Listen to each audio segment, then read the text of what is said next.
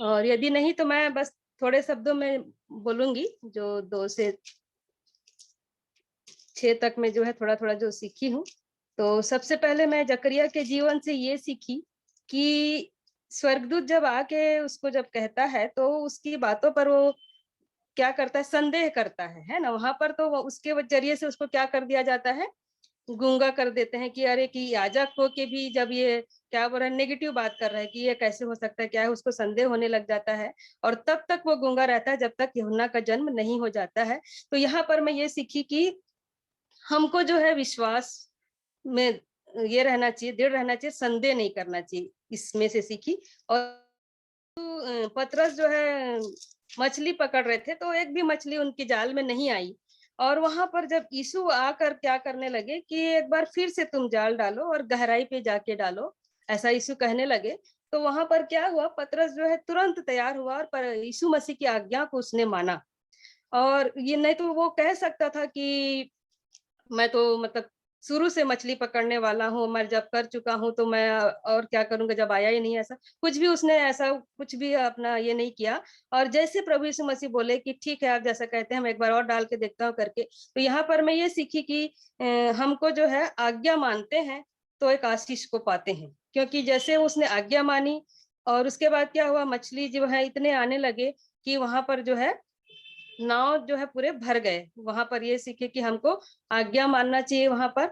और जिस प्रकार से पतरस ने आज्ञा मानी है और वैसे ही गहराई पर लेकर जा बोला।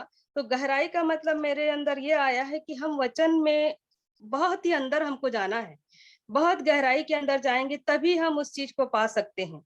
क्यों गहराई पे, जैसे इसमें समीप में मतलब ऐसे किनारे पे डाल तो नहीं बोला, यहाँ पर कि थोड़े दूर में डाल ऐसा नहीं बोला, गहराई में ले जाकर डाल बोला। मतलब हमको प्रभु यीशु मसीह के पूरे अंदर जाना है और उसको पूरा प्राप्त करना है, तभी हमको क्या होगा, उन आशीषों को हम लोग पा सकते हैं। और तीसरा जो है, हम लोग जो एक जो लकवे का जो ये था, रोगी था, उसमें जो है मेरे को जैसे अभी हम लोग उस दिन प्रेयर कर ही रहे थे और जैसे कि हम लोग वचन शेयर कर रहे थे और तुरंत क्या हुआ, यहाँ पर इस वचन से मेरे को तुरंत ज्योति आंटी का याद आया, ये जो वचन आया।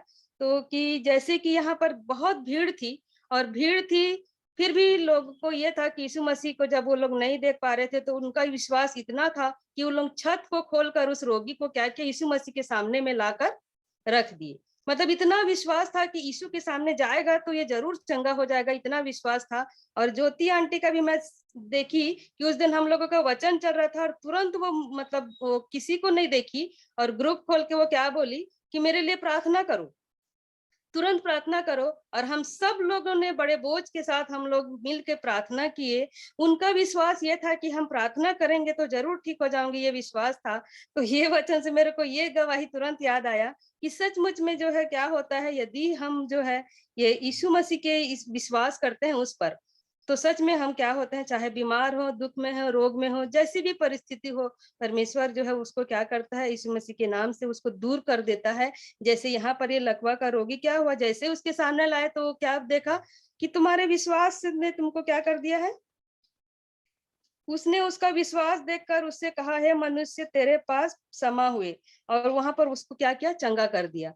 तो उसी दिन हम लोग जैसे हम लोग देखे तो ज्योति आंटी का भी क्या हुआ, तबीयत ऐसे खराब हो गया था कि हम सब जो है क्या हो गए थे, घबरा गए थे और डर गए थे। लेकिन हम लोग प्रार्थना जो है बड़े विश्वास के साथ कर रहे थे कि उनको चंगाई मिलेगी, ये सबके मन में विश्वास था और बोझ के साथ किए। और उसका प्रतिफल हमको तुरंत मिला। तुरंत हम लोग मैसेज देखे, मैं तो देखी तुरंत कि वो क्या बोली कि मैं अभी ठीक हो गई हूँ करके, और मैं इतना खुश हुई और जी हाँ, परमेश्वर जी देने लगी। हाँ। तो ये वचन से जो है सचमुच में परमेश्वर हम सब से बातें कर रहा है और सबके जीवन में कार्य हो रहा है। इसके लिए मैं परमेश्वर पिता का धन्यवाद देती हूँ। और कल के लिए आप लोग अध्याय 7 का अध्ययन करके आइए और यदि क्वेश्चन उसमें से बनता है तो वो भी निकालिए आप लोग भी, और वचन की तैयारी करके आइए जैसे भी आपको मिलता है। और अमन जो है 6 का 24, 25, 26 बोला है। यदि और किसी को भी प्रकाशन मिलता है उस वचन पे बोलने के लिए तो उसे भी और भी शेयर कर सकते हैं। और भी कोई भी क्वेश्चन आपके मन में होगा तो उसे भी आप लोग शेयर जरूर करें कि आपस में हम लोग जो है उन बातों को क्या कर सकें, जो भी क्वेश्चन आ रहा है उसका उत्तर हम बांट सकें।